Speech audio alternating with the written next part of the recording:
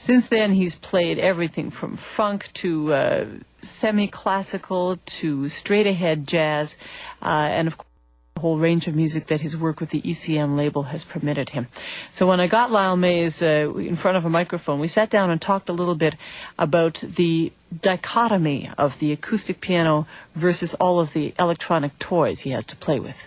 I consider the acoustic piano the main instrument for me to make a personal statement on. It's the most developed instrument, the most sophisticated instrument.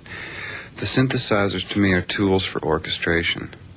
And at this point, at least in their development, I don't think they're sophisticated enough to allow a very deep or wide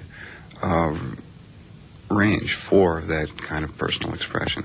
This may change as they get more sophisticated and as they develop. I'm sure all instruments, as they're developed, are kind of primitive at first and kind of awkward and hard to use.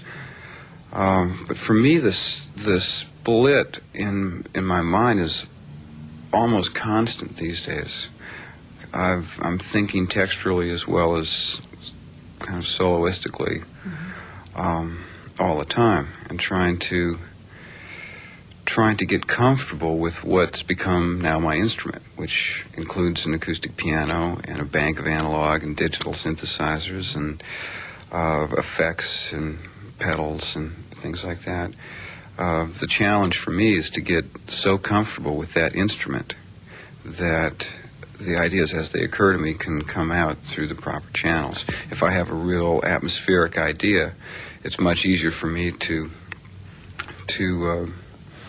get that from the synthesizers. And if there's some kind of very dynamic, searing kind of line I want to play, the piano seems to be, the instrument I turn to.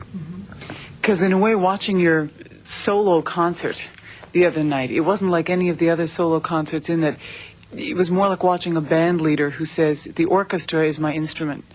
A band leader may play something, Ellington may play piano, but it's really the whole range of sounds that he was able to call on that were the palette of colors that he used. And it struck me that although you were all alone up there, you as a person, you had all these things that you could play with, and it was really like having a one-man orchestra on stage rather than solo keyboard. Is that oversimplifying it?